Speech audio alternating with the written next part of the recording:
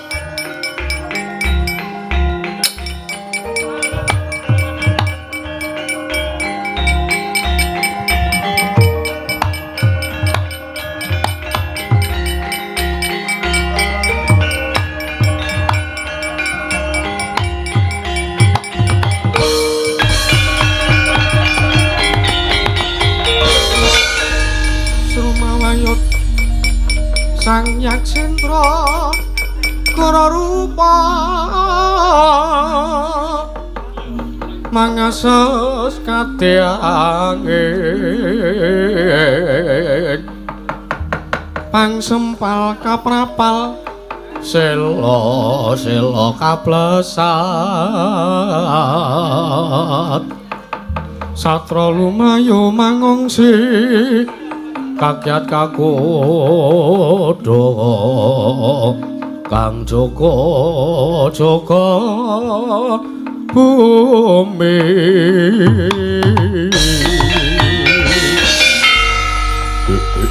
latala wong titian kala rudra maspati raja dewaku togek lan bilung kowe tawe ana ing alun-alun negara giling wesi kene togok aja kaget kowe tak awe ana ing kene merga aku entuk mandat saka ratu Gustiku ya kuwi sinuwun Prabu Kala Pracana togok nggih parang paduka Gusti Patih Sekipu amiji dumateng piswanipun ingkang abdi pun togok kula cumadung dawuh Gusti Patih. Nggih, kula cumadung dawuh Gusti Patih.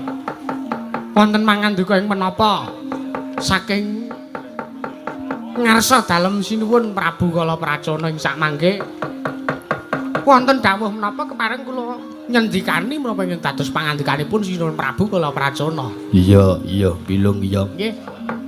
Togok mestine kowe ngerti jerone sinuwun Prabu Kala Pracana mataun-taun madeg Nalendra ana ing negara Giling Wesi kene iki wis mataun-taun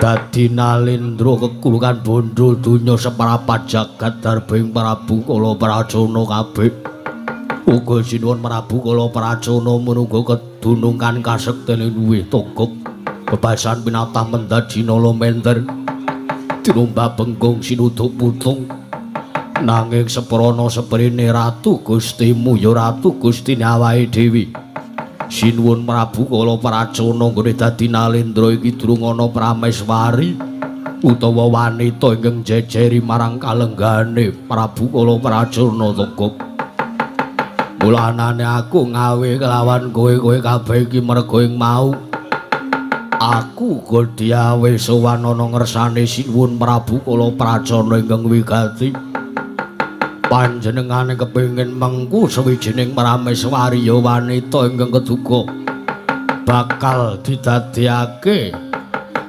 prameswari ingkang jejeri kalenggane ana ing negara Giling Wesi mula kang saka kuwi wektu dina iki gerek lambet berungkat kimbul gajah gelar singa barong dituju papane wanita ingkang keduga bakal didhaup bakal dipundhut garwa dening sinuwun Prabu Kala Pracana togok nuwun sewu sinuwun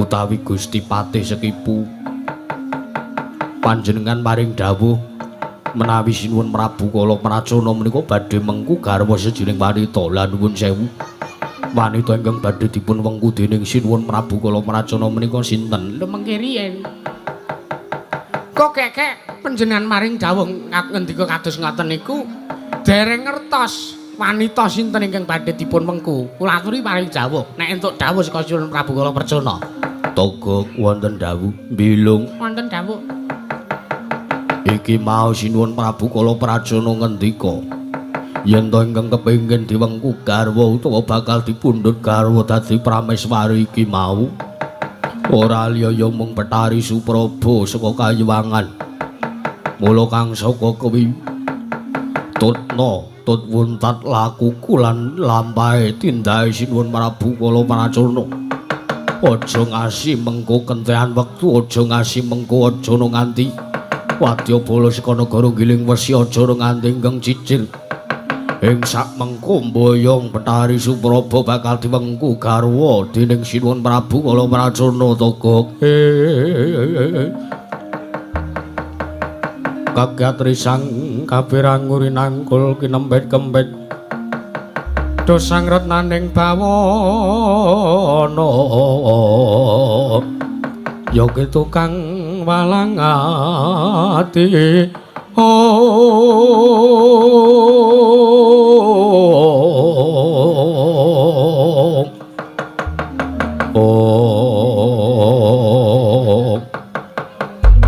nuwun sewu sinuwun lung iki kanane kok kaya aku ngrasa iki mengku tembe mburine bakal ora prayoga piye lho Kang mengke riyen to saderenge bidal kula tak matur kalih sampeyan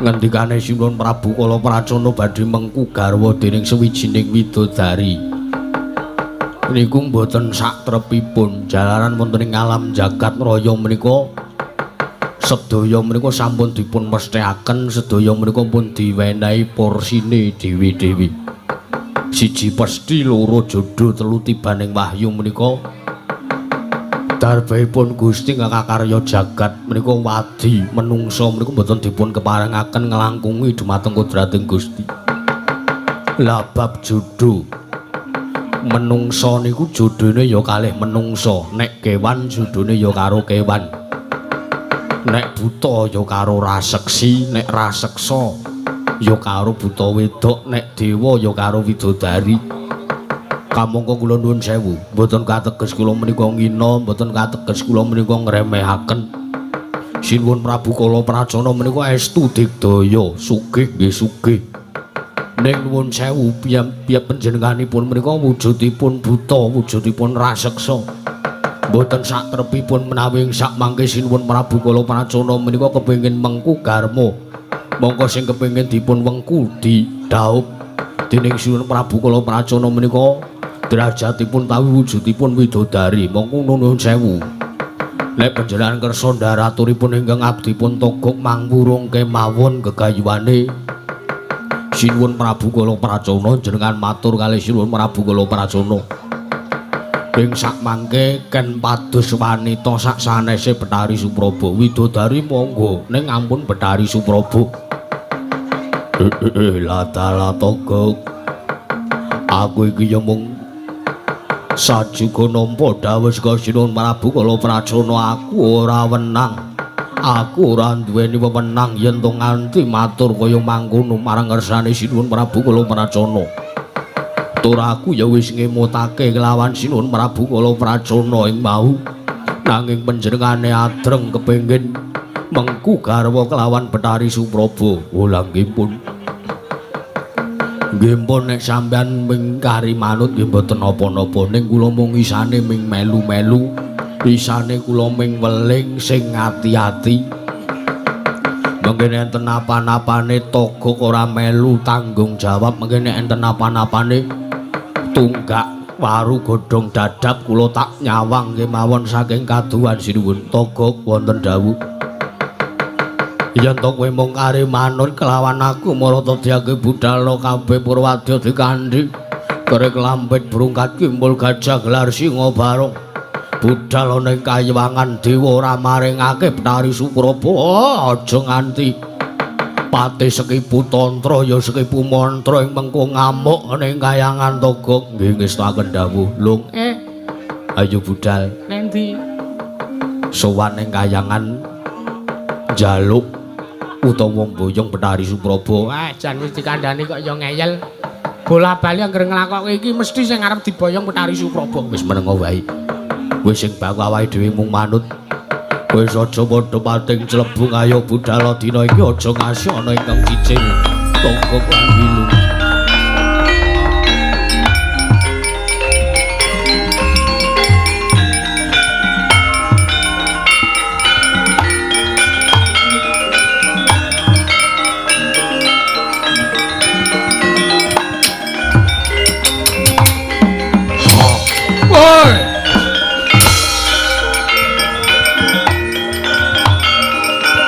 Dewe-dewe.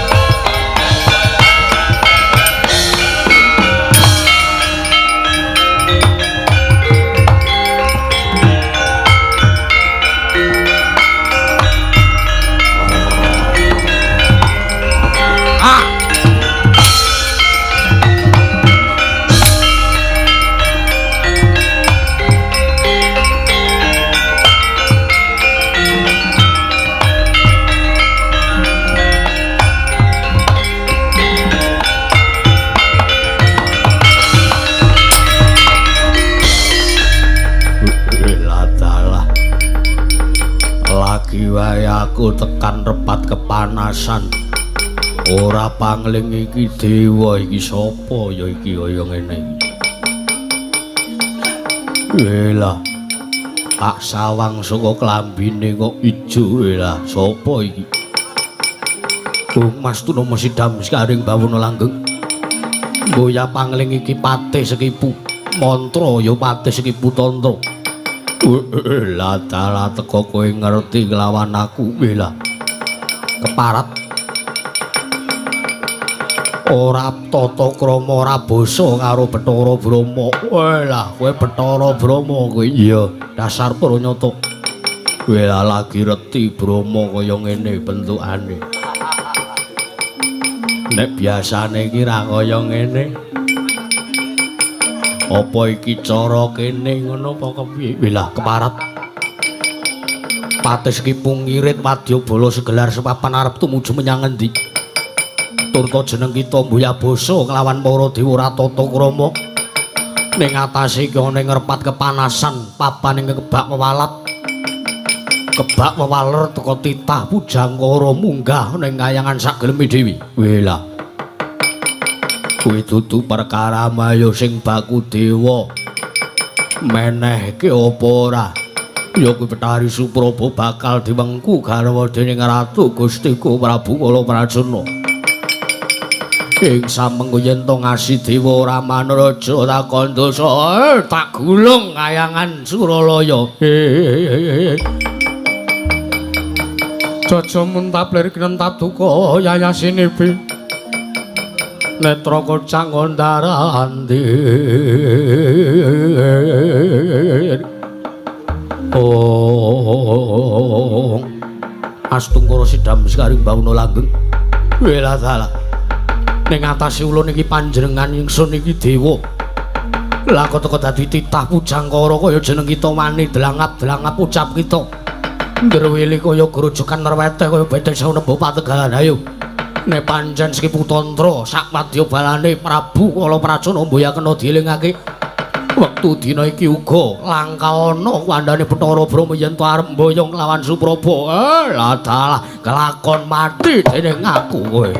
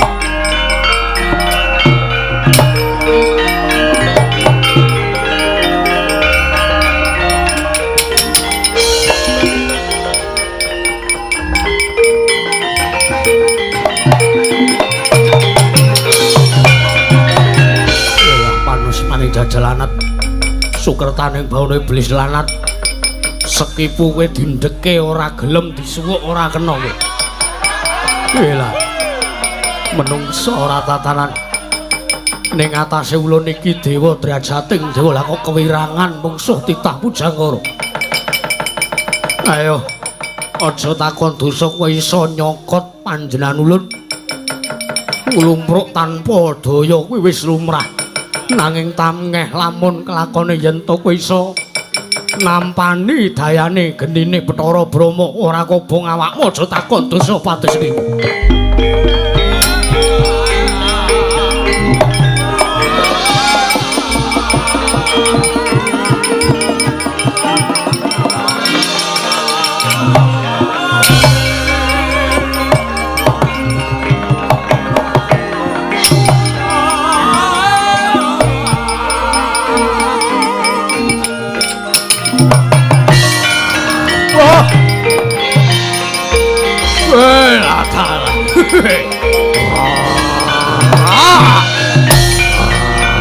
ora pandi ayo maju kabeh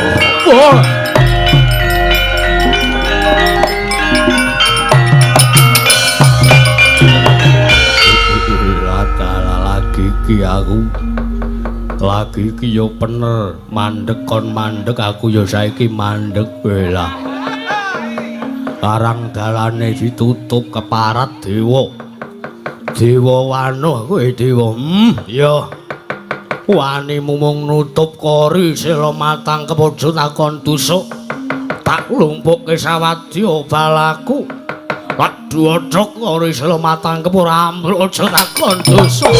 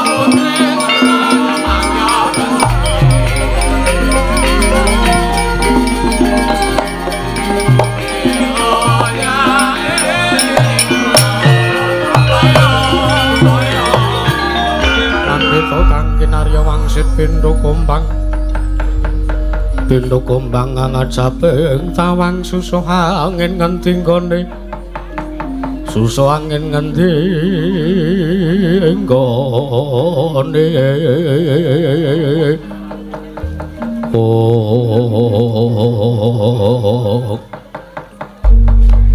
berginseng laru dayang pak pong bu bolong ali cedhe sapa sing gawe latala Bathara Brahma kita mundur kuyu-kuyu kaya manggono. Nggih. Apa kulun ngaturaken ketiwasan bilih tinemunipun pados iki pumantra mboten saged dipun ndakaken kamurkanipun. Walah ya mokal wae wong jeneng patih peng-pengan ya pancen wis kodrate Gusti kudu kaya manggono. Nggih. Lajeng pangipun Paduka Pukulun narada kados pundi? Ha iki ngene Brahma. Sapungkure jeneng kita ning Pasewakan utawa Repat Agung ana ing Balimarti Kundamanik iki mau. Ingkang rembug ya kuwi babagan gara-gara ingkang tumandu ning Kayuwangan. Kuwi ya ora liya sepisan. Ya kuwi gegayuhane Prabu Kalapracana ingkang ngluwihi marang kabisane. Ya kuwi kepengin mengku garwa utawa kepengin mboyong nglawan Betari Supraba. Ingkang angka loro. Gara-gara ning Kahyangan Suralaya iki disababake merga saka tangise Dewi Arimbi. Ya bojone Werkudara, merga Tetuka utawa anake Werkudara utawa anake Arimbi wis lair ana ing alam Padang iki ya ana ing alam jagat raya iki. Nanging tekan wektu dina iki Pusresi Jabang Tetuka durung bisa dipugut, mongko wis ngancik yuswa sak warsa utawa setahun bocah kuwi. Wareng Paduka. Lah malah iki mau panjenengan ulun diparingi wujuding pusaka. Saka ngersane wong atuwa kita ya kuwi Adi Pramesti Bathara Guru wujuding pusaka. Aran Kyai Kuntawijaya Danu. Wektu dina iki panjenengan bakal ngaturake wujuding pusaka iki ana ngersaning Permadi ya adine Werkudara. Lah mulu kang saka kuwi wis disidhem luwih dhisik kahanan ana ing Kahyangan Suralaya iki. Metu alun-alun pepungkuran panjenengan ulun bakal budal goleki kelawan Permadi. Rikat lampahing rata tanpantara Prateng arga ram kang tumingal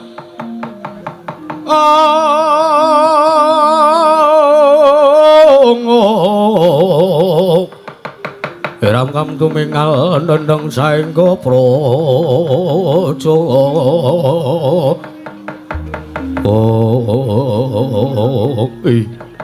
Pestaken dawuh Purwa ingkang dados dawuh Paduka Pukulun badhe kula istaken dawuhipun. Ayo sing baku kori sela matangkep ditutup rapet-rapet ya nggih.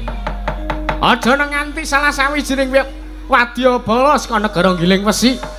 Luwih-luwih pati sekipu apa dene Prabu Kalapracana ingkang keduga isa mlebu ning Kahyangan Suralaya. Istaken dawuh. Nek ngaten iki mboten sida jejer. Ora sah, ora sah. Wis yaene kesuwen nek jejer barang. Panjenengan ulun wis nampa dawuh saka Iwang Adi Pramesti Bathara Guru. Oh inggih Wang Adi Pukulun. Iya Yamadipati ya. Yen mangkono, Brahma, Indra, Yamadipati lan kabeh wae para Jawata ing mapan ing Kayuwangan. Jaganen ya nggih kulup. Kayuwangan Suralaya jaganing kanane aja ngasi mengko. Dadi rusak merga saka pokale pati sekipu apa dene Prabu Kalapracana. Pukulun deraken ndak mati kae ya. Ulun jaluk pamit.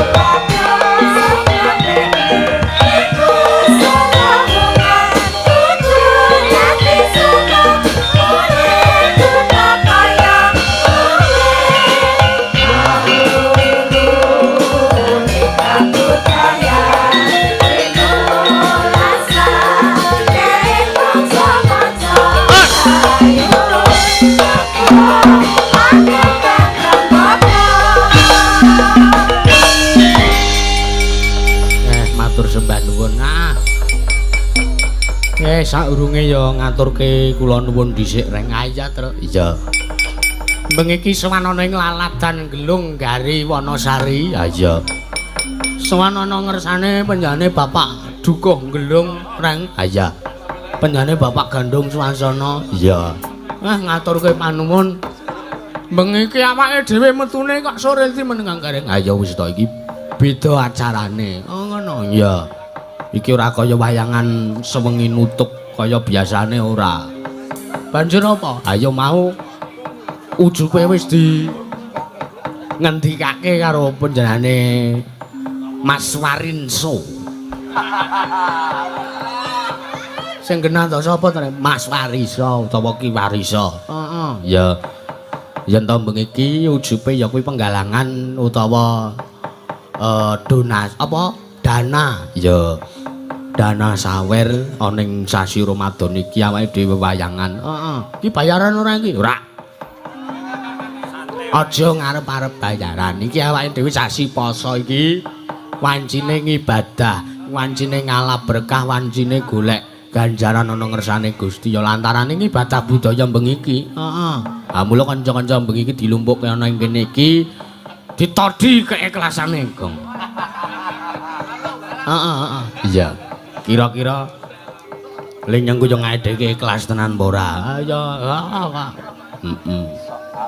Paling nek aku niteni sing anu ki gur siji kae. Sapa? Sing nyaron ngene. Sing nyaron nomor 4. Nek liyane ngono kuwi cetha. Ha iya. Wah, aku nek nggawa barang ora tau awet kok. Lah ngopo? Angger wis ketemu wong siji kae wis diduwiti. Ha iya. Ora apa-apa, ora apa-apa. Sing penting berkah. Iya. Matur nuwun sanget. Ya. Ning atase bengi iki panjenengane Bapak Duko, Pak Gandung Swasana wah nyepaki papan sing kepenak banget. Iya.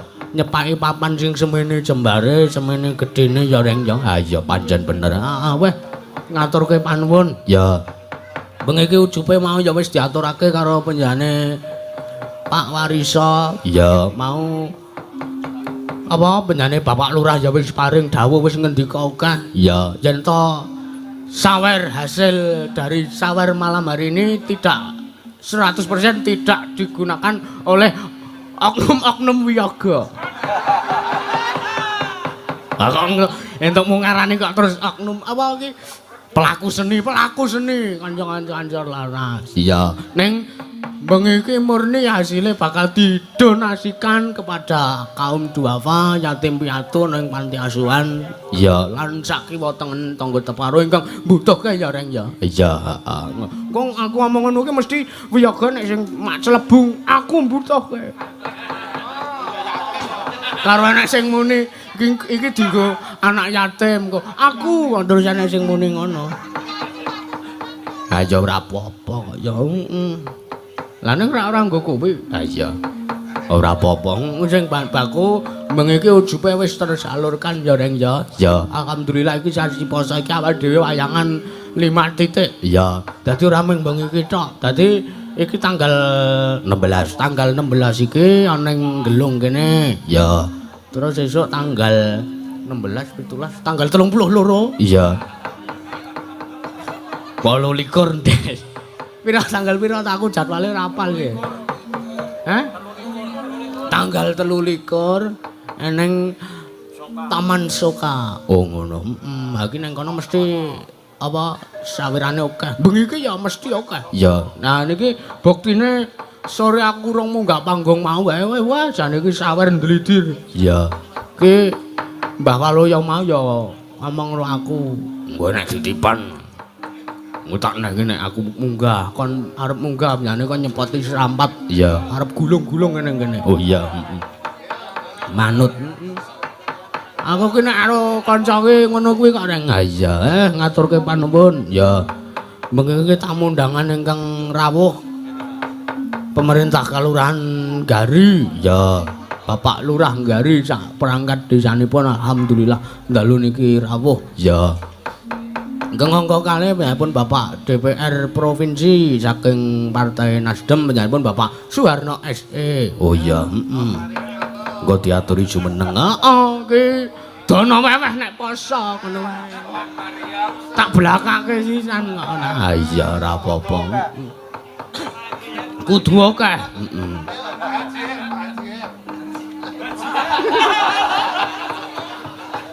Iya, engko Pak penjane Pak Suharno ben ya anu ya ora ketang sak propirane ya Reng ya. Ah iya.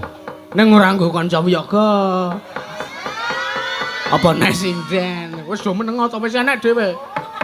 Wong ki nek ikhlas ki sedekah 10.000 gantine sak yuta. Nah, mbok ya ngono ora. Ah iya. Wong urip digawe urip kepenak kok ora gelem. Kepenak urip ki dienggo kepenak wae to. Ah iya. Aya. Nah ini pun Bapak DPRD Kabupaten Gunung Kidul pun Mas Rian Eko Wibowo ki putrane Pak Suharno. Ya ki ya ora apa. Oh iya, Lajeng DPRD Kabupaten Gunung Kidul Pak Supriyadi ya ora apa. Ya. Ugi Babin Kamtipmas dalah Babin Sandalu niku kirawa. Ya, Iki ya salam-salam kanggo warga masyarakat Gelung kene ya Reng ya. ya, Bengi iki nglumpuk kabeh. ya. Oh iya ora kabeh, Ding. Ayo ana sing darus ning masjid barang kok ya. Ah iya iki rak ya musala iki kene iki. Iya, Aku ya wis ndarus entek 5 jus mau. Heeh. Jus jambu, jus mangga, jus Lambemu ora. Oke, salam kagem warga ngono jero legi. Tangga-tanggane awake dhewe. Heeh. Uga kanca-kanca Pandakiyu, Gang Arjo Keri. Heeh, ki bengi iki ya padha nyimak nang streaming ana siji loro sing rawuh nang kene. Iya. Keluarga besar Madrasah Aliyah Negeri 1 Gunung Kidul. Salam kanggo keluarga besar Man siji Gunung Kidul ya, Reng. Ah iya. Iki sekolahane Man agak dirungkat. Weh. Dibangun kok agak dibangun. Iya. Dibangun halaman ngarep kae wit loro kae dipindah. Iya. Iya. Ngarep diteki gedung renang. Weh. Kantor guru kok gedung renang ae iki. Wis sageleme dhewe cangkeme Bagong. Pamirsa YouTube live streaming matur sembah nuwun dalu niki wah luar biasa. Iya. Ki saurunge ngunggahke bintang tamu sing ora bayaran.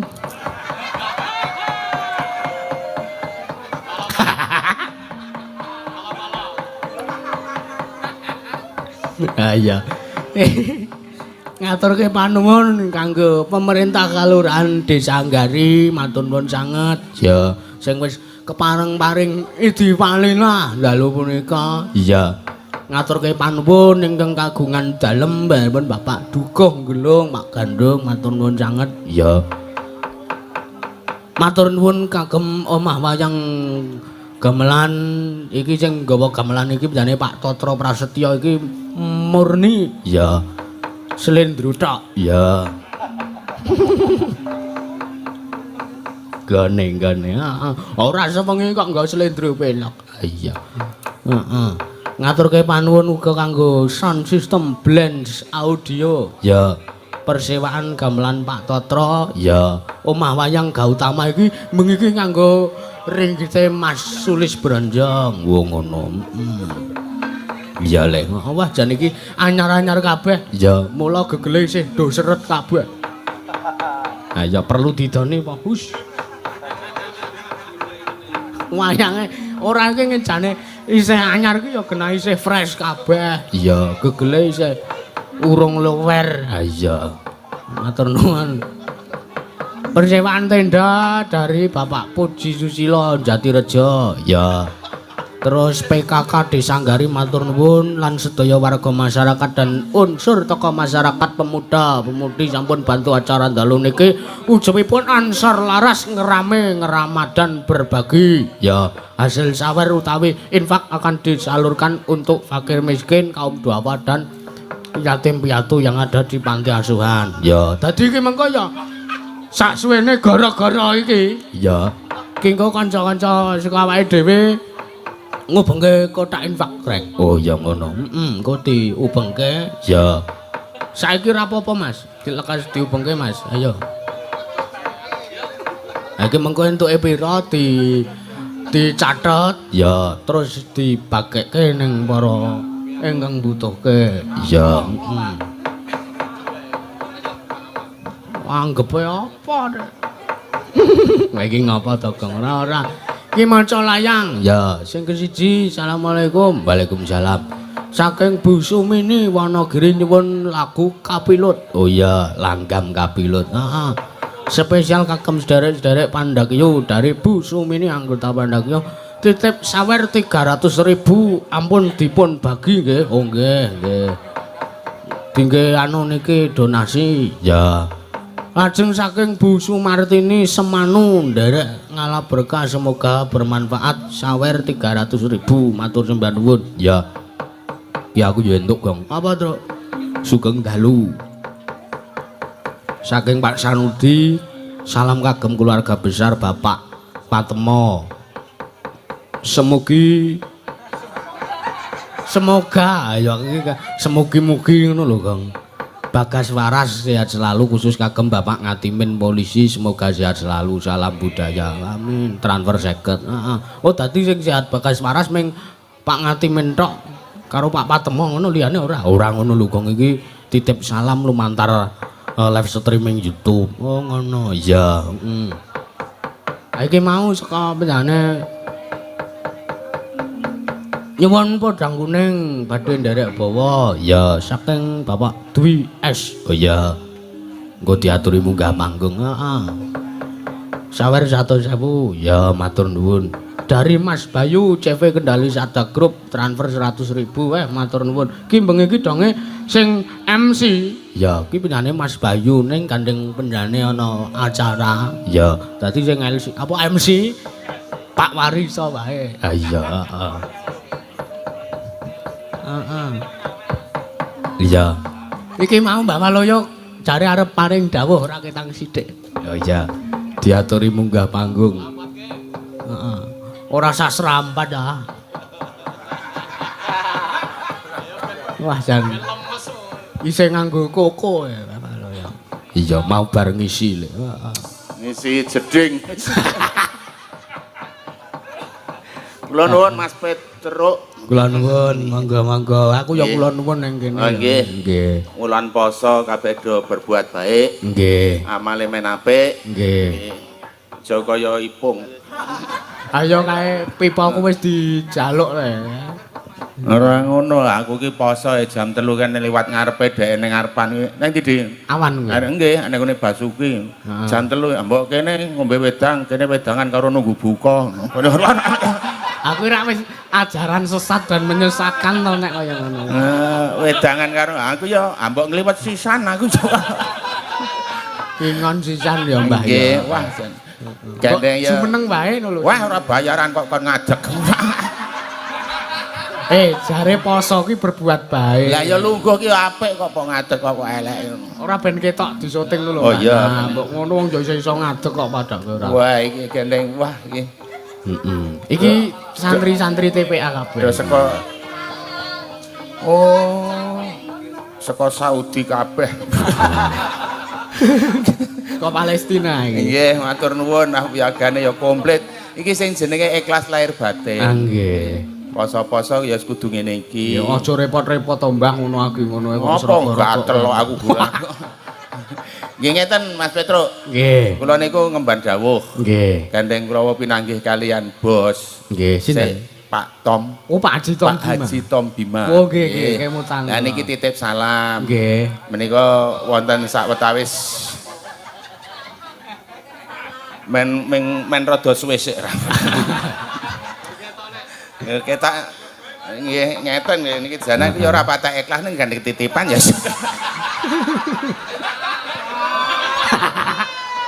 Niki titipan.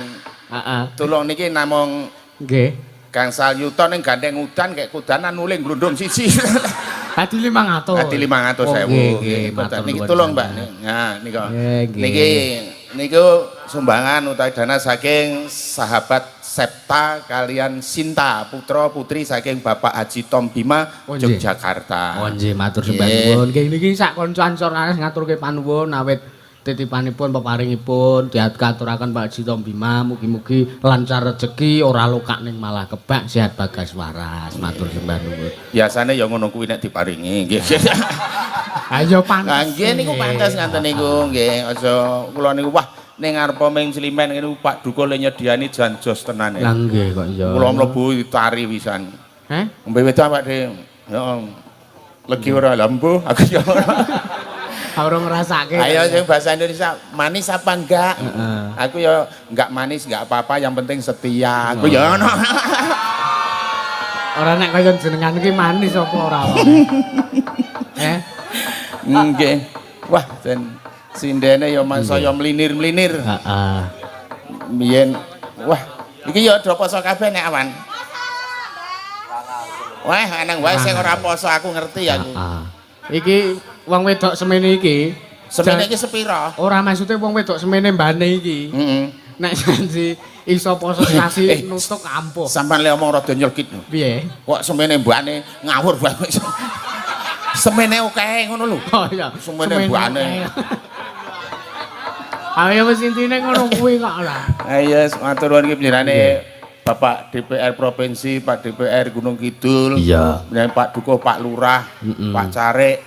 Wes pokoke Bapak Ibu kabeh do ikhlas dalu menika mirsani kalian paring donga pamuji karo ya medine nek ana kotak mubeng kok ya ora ditokke wae. Nggih, bener. Ya kudu dileboni marang ora nyatus cacahe 5. Nyatus ya paling ora ki ya pira ya. 40. Nggih sak-sake lah sing penting ikhlas. Nggih, ha iki ngene. Ikhlas sing penting peparing ora peparing sing penting ikhlas. Nggih padha wae. Ha iki jane ya nek dipikir iki ora kok nganu lho, Mbah. Apa iki? Iki ngelung we poso ngunduh nanggap wayangan. Ha iya. Lah sing Tegalrejo kok ora nanggap wayangan. Ah niku rencana nggih pun ajeng nenggap nggih. Pak Harno lho. Pak Harno niku kula pun rasan-rasan wong nggih. Heeh. Nggih. Rasan-rasan apa? Nggih aja nanggap wayang.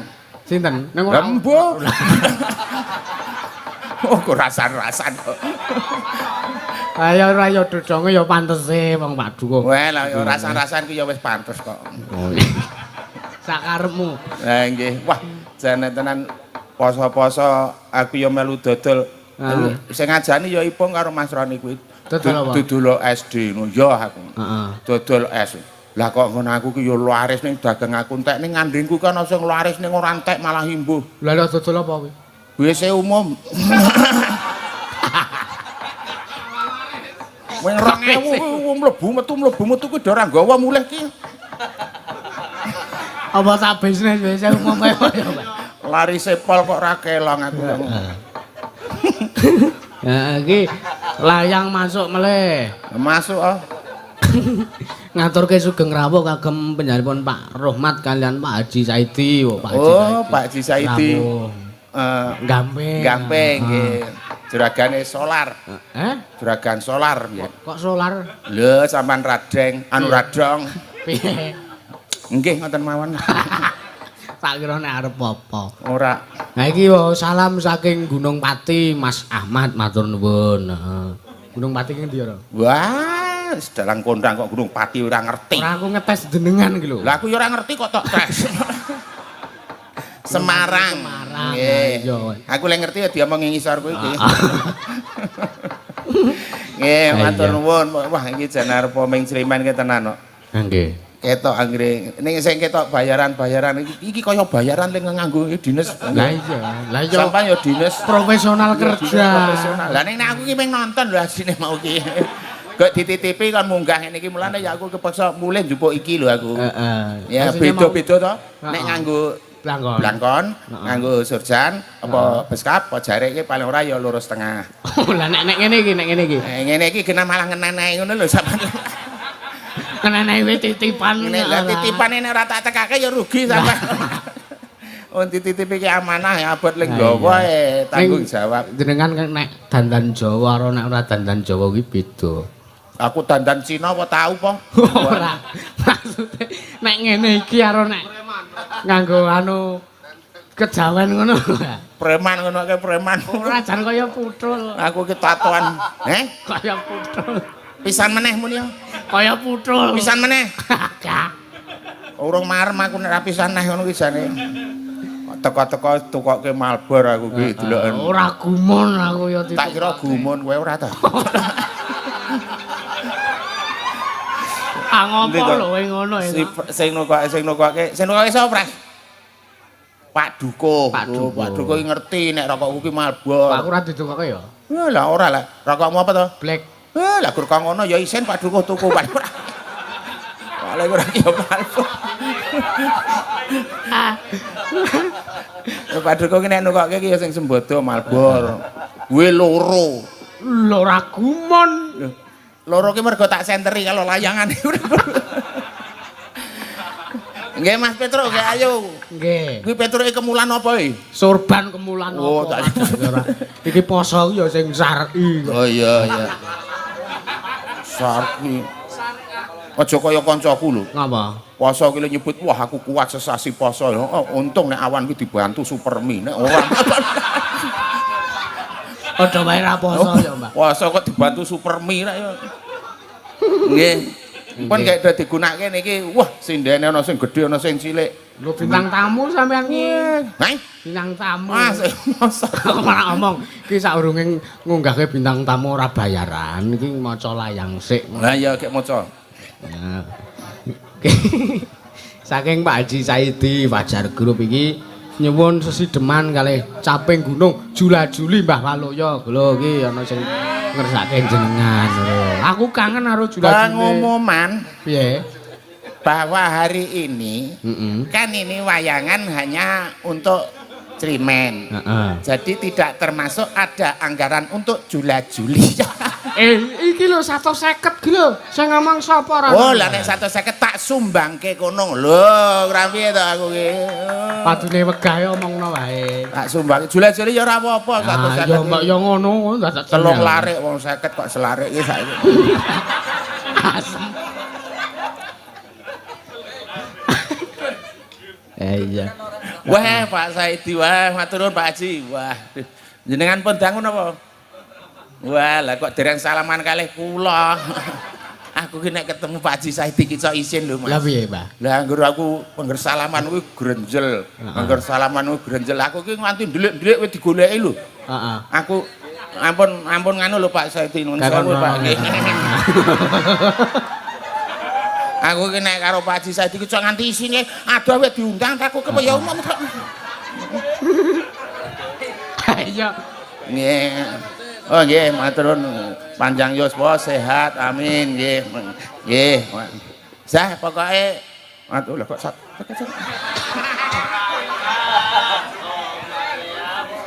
Kacer itu. Namung setungane kita, Pak. Oh.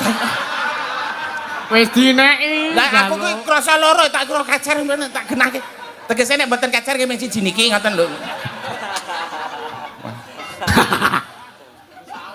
Oh, sinten malih mumpung kula dereng munggah. Nek iki paring saka Pak Saidi nek tak caoske jenengan ki aku dosa. Lho, Soale iki jenenge menghina wong diparingi piyai kok dinehke wong liya. Artinya saya harus ngetokke dawuh, nggih. ya wis, ya wis. Alah wis ora usah ketok omong ngono kek tosak ngono wis rampung kok, Mbah. Ndak nemake kemeren. Nggih, Mas Petro monggo sakno. Pak Haji Saidi matur sembah nuwun. Nggih. Pokoke dongake klasa teles sing kuasa sesuk sing males. Amin. Pokoke ora lokak malah saya ketbak ngoten gitu. Umum ngoten niku ndongake nggih. Iya, iki minangkani pamundutan Mbah. Nggih, monggo. Iki mau ingkang dhisik dhewe iki ana ngersake kapilut. Kapilut ki yen dulu marang sliramu. Nah, iya ngono kae. Nek sing mula sawah sapa lendut ngoten. Nggih, iya. Sapa sing menyok nembang anu sing nembang. Do rapal kabeh ta iki? Oh, kene. Ya. Jenengan Mbah Wali ya. Apa? Saya arep minangkani kapilut iki lho. Ayo Pak Wariso. Pak Wariso ki ra ning kono kok nduding kono kae lho. Pak Wariso iki kan lagu-lagu rada etan ki paling jos. Heeh. Kalamon waro sliramu. Heeh. Ati iki anane tansah rengu. Ngoten iki to? Nggih. Ya gur kuwi apalku kuwi liyane ora. Tak kira nek terus hafal. Kayak kula sawah sebelendit. Monggo. Nur endi? Ayo. 100. 50.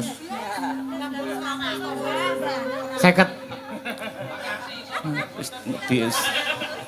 Ipung apa lora? Kimpol iso gitu. Oh, Mas Kimpul iso. Nek sing ora iso ya diganti Mas Petruk. Heeh. Sing luwih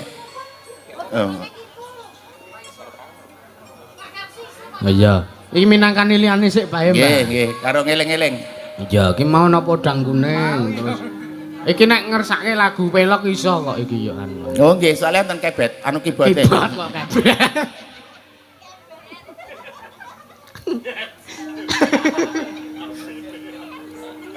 Iya. Iki minangkani sing Wiyagane ya ning sing lemu, ya ning sing kuru. heeh. Wah, sindene ya ning sing lemu, ning sing kuru. Iya, iki mau caping gunung saka Pak Haji Saidi mau sing ngersake. Napa nggih Pak Haji Saidi? Iki lho layange wis cetha iki lho. Wah, lagu ngono kuwi aku tak takon tenan wong nang piyayine kok. Oh iya. Nggih ngangge jila-jili. Nggih. Nggih, 100 niku wau klebu. Jare kelas. Lah iya kita takon. Nggih, monggo sik pundi melih anu riyen. Sing pundi riyen saka kene saka Mbak Anggi di bawah. Ayo, nyambak. Jula-juli. Iya, heeh. Kandhani kok. Monggo Mbak Anggi. Saben bengi Mulane randi daging. Saben bengi traweh. Lah iya amben bengi ra tau turu dadi randi daging. Oh iya, tak kira nek ngopo. nyawa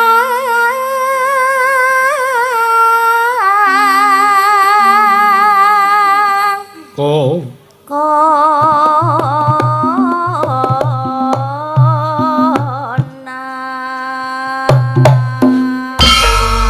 Pak Haji, kan jenggleng mboten.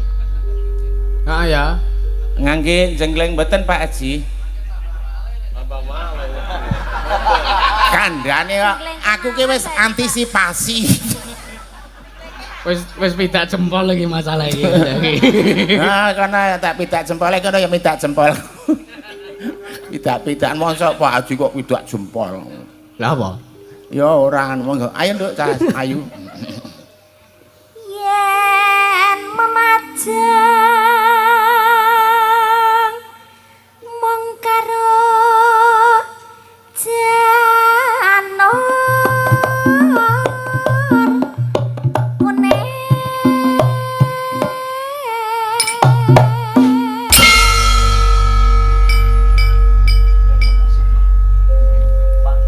Anu Mbak Via Genti.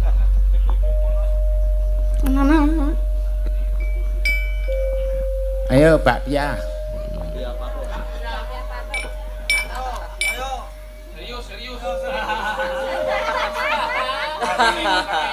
Kene bakpia patruk ki isine kacang ijo. Heeh, bener. niki coklat, Mbak. Isine petis, Mbak.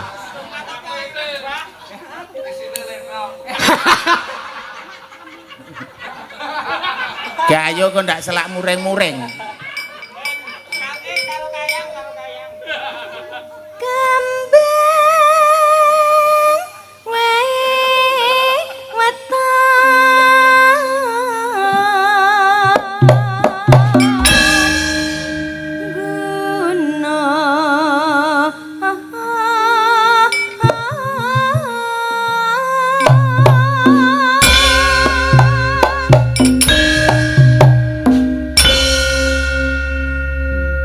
Layang neh, Mbah. Angger sak larik dileti layang. Lah iya. Saking Pak Tulus Cikarang derek sawer 80.000, alhamdulillah. Terus iki mengke Pak Arno kajenge tindak manggung. Nggih. Iki cetha iki cair nek iki engko wis aja. Ayo. Sampai tang.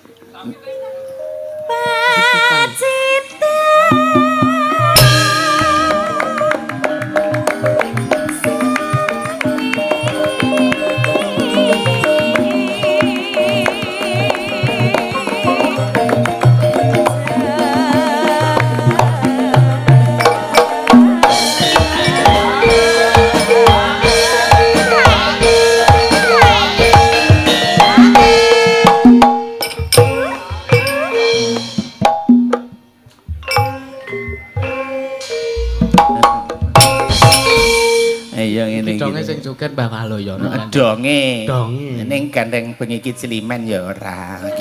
Lah terus ngopo? Lho kan ya nganggo kabeh iki nganggo tatanan to. Wah. Alus. Nek Cilimen ki sing bedake mung ora sewengi lho. Oh, kuwi to. Lah ya kok nek dadak nganggo jiklak-jiklak ndak malah kesuwen. Ora sewengi soalé. Manut. Nek ngono. Omongan wong ora waras ki manut. Sapa sing ora waras? Sing ora waras? Ayo sapa sing ngomong? Lah kowe berarti.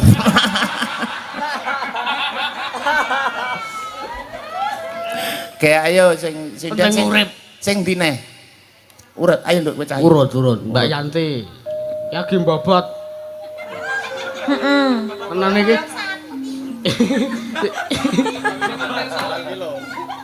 Pirang kilo? Pirang kilo? Ayo agi umur 3 dina. Ora apa-apa nduk wong wedok ki meteng ki ora apa-apa. Ning kuwi ki ora lumrah, Mbah. Lah piye? Lah kok ora lumrah? Kuwi mung kuncalan klambihe meteng. Apa katut sak cempolone apa piye kok? Kodanane meteng kuwi. Nek ngene iki lho, alus-alus suarane. Bojoku ya alus kae nang omah ning asline elek. Kok sakit, Mbah? Ngalem kok terus. Lah ya ngundang aku. Kadang aku ki lek mulih ki kewengen to, dolan ngono kuwi. Kene sayang, rene kan sayang. Aku ya ndak kene tak kepruk. Lha ora sik kok. Ana sayang-sayang kok tak kepruk. Ayo ngono ben manut kok ya mulih teko omah. Tak kepruk mulih wengi ngono ra ya mesti sampean wedi terus melayu. Sayang, rene tak kepruk. Lah ngono ki nggo ngrayu. Lah Iya, Yan. kuwi sing kawogan rawuh kuwi kowe. Lah Betari iya. Sri. Wah. Biyen nek urung dadi bojoku gur cilik kae lho, saiki sak mono. Budene Berarti cocok nih kok. wah, hitungane gedhe cilik sing kanggo ya gur sithik. Ayo. Mbak, tekan ngendi? Oh, tekan panas. Panas udan.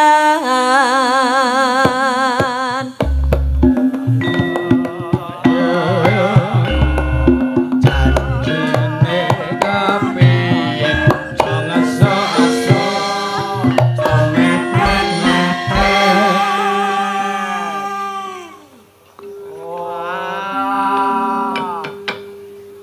panas udan. Panas udan. Udan panas saling-aling. Caping Capek gunung.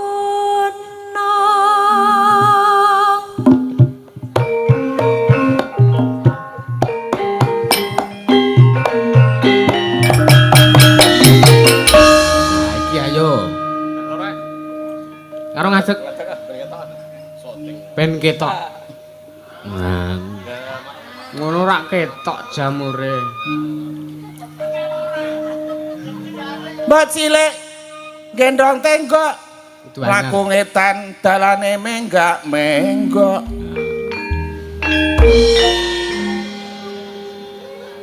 Lirak-lirik nek weluh wong wedok nganti mangan bakso kleleken sendok.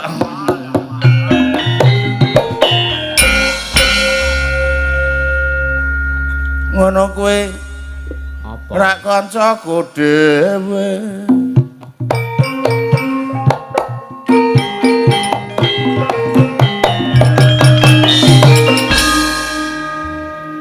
Sego dipepet dadine gogek wulan puasa ayo sedo becik.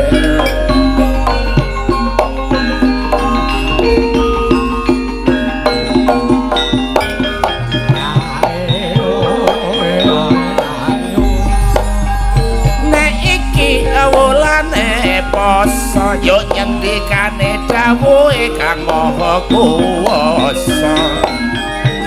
Ngampet saking hawa wiwit esuk nutuk sedina padha wae kabeh tapa sinambi kabeh ndedonga mring ngersane Gusti Allah kang maha kuwasa muga pinaringan kalis ing sambekala matur nuwun dumateng paduka ingkang sampun karsa nimbali lan ngrengkuh dalu niki sing padha rawuh tak dongake rezekine lancar kukuh bangku apa meneh para wiyaga ledha teko ikhlas lan lila nadyan bengi iki ora ana apa-apa sebab netepi dawuhe ala budaya matur nuwun Pak Haji Saidi ingkang sampun paring katresnan ing dalu niki tak dongake panjang puspa kalis lan suci mugi Pak Saidi akeh rezeki wonten rawuhipun Bapak Lurah nek ngarake rakyat mestine lah terarah karo masyarakat gedhe cilik ramah tamah sontone lurah kene dulur desane Gemah Ripah ana meneh kae Pak anggota dewan Pak tangine esuk ra kena tangi awan gek ndang sarapan budal njujuk neng gawean mikirke masyarakat supaya uripe mapan tenan pun ngaten mawon mboten sakada-kada mangke ndak kedalon rak mboten genah lewayangan men nganti tekan gone aja nganti mengko bubar esuk sebab dadak sahur kok ora nyambung sing penting rak surasane ngono kuwi ya ning pun nggih sing penting pun nggih Pak Saidi matur nuwun nggih semantane nek satu sangsale nggih matur nuwun